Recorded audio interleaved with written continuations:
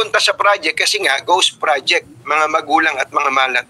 Kaya gusto ko po sabihin sa inyo na kung meron mang nakawan sa gobyerno, sa mga project na ito, hindi lang sa DPWH, sa iba pa, ay hindi lang po ngayon. Nangyari po ito nung panahon, well, yung post-Marcos era. Nangyari po ito nung panahon ni Mrs. Cory Aquino, Fidel Ramos, Erap Estrada, Gloria Macapagal Arroyo, Noynoy Aquino, Rodrigo Duterte. May nakawan po sa gobyerno. Hindi po tayo, wala po tayo sa perfectong panahon. Wala po tayo sa perfectong sitwasyon ng mga nakaraan. May mga nakawan po, hindi lang tayo kumikibo.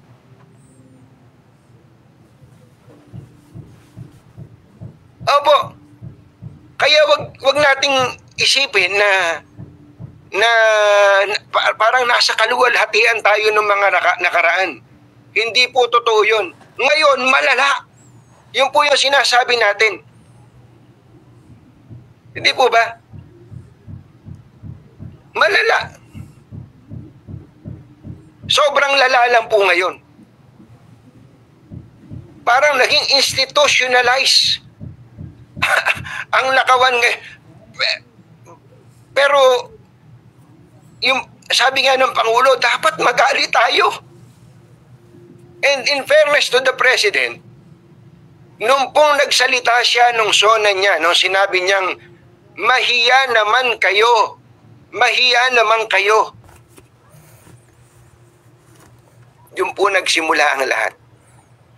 Nung pagkasabi po niyang, mahiya naman kayo, naglibot po siya sa mga government projects, na-discover po niya pati yung mga guni-guni na project. Tapos po ay ipinresenta po niya yung pong mga contractors na malalaki ang nakuha. At nagkaroon na nga po nito, nakita natin. Hindi ba lalo tayong nagalit? Nagalit tayo nung yung pinakitang picture ng katakot-takot na pera na nandun sa lamesa, mga kababayan.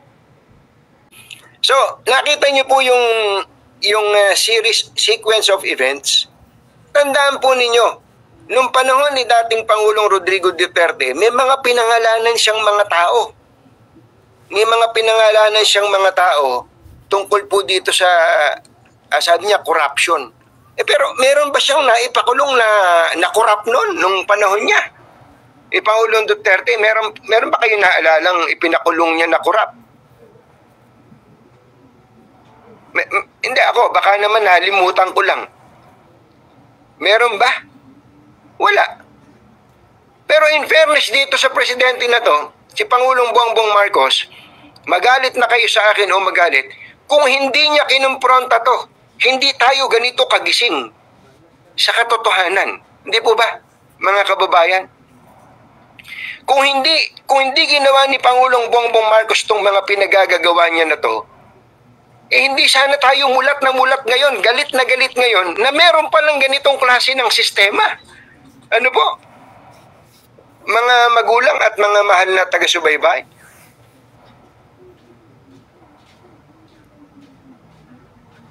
Ang sinasabi lang natin sa Pangulo, kaya tayo nananawagan sa kanya na hilingin niya kay Speaker Martin Romualdez, sapagkat kaya naman niya yun, na mag-leave ito o kaya mag-resign ito sa kanyang panunungkulan bilang Speaker, sapagkat ang dating sa tao, habang nandyan si Speaker Romualdez, lahat na nangyayari sa Kongreso ay may bendisyon ng Pangulo, mga magulang at mga mahal na taga-subaybay.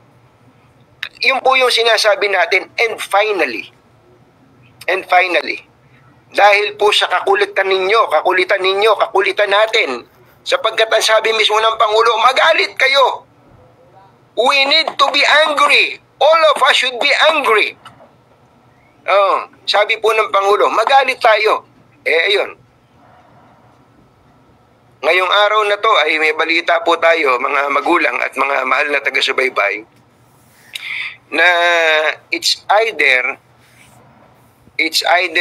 the Speaker will take a leave of absence or he will step down. Pero bagamat isa po ako sa mga nagmungkahi nun, o kaya baka tayo lang unang nagmungkahi nun last week, tungkol sa leave of absence ni Speaker Martin Romualdez.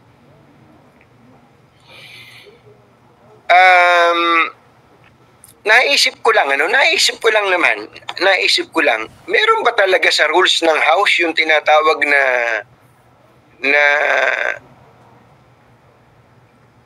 leave of absence?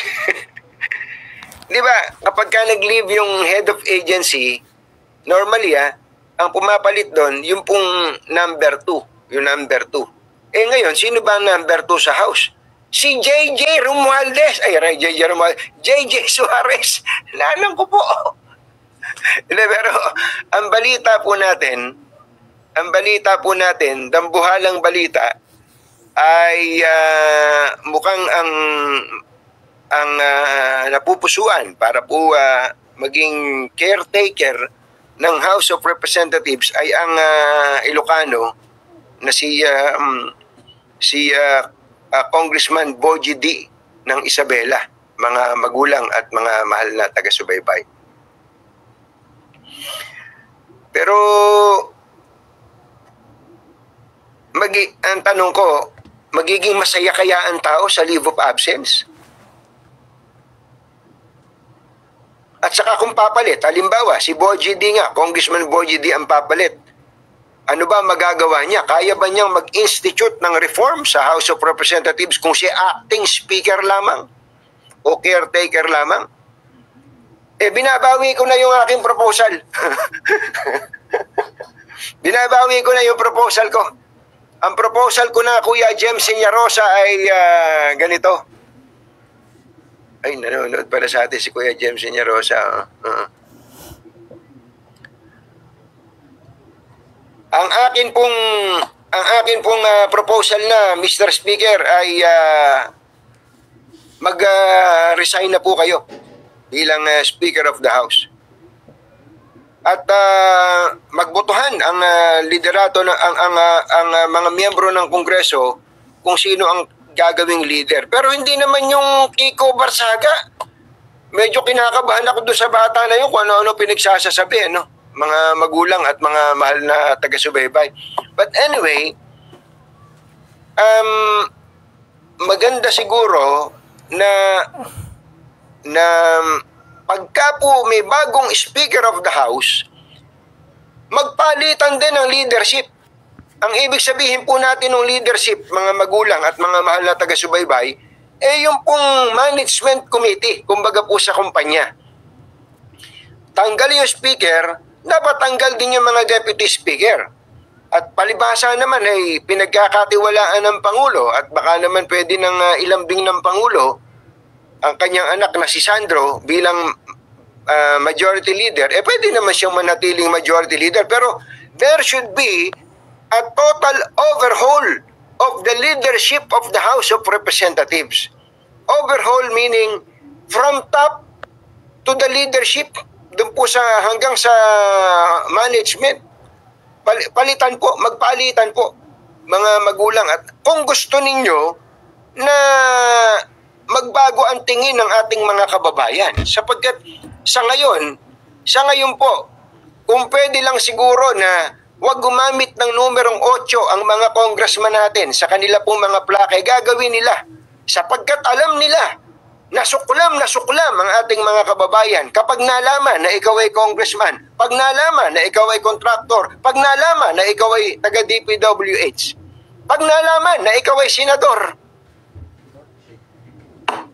Yun ang nakakatakot. Nakakatakot po yun if our institutions are damaged. Yung pong reputational damage ang mahirap pong kumpunin, mga magulang at kung gusto po ng Kongreso na totohanang magbago ang pagtingin ng ating mga kababayan, ang next move after the removal of Speaker Martin Romualdez, either today or tomorrow, pero balita po natin ngayon, dapat po sibakin din ang lahat ng mga deputy speakers, sibakin din ang mga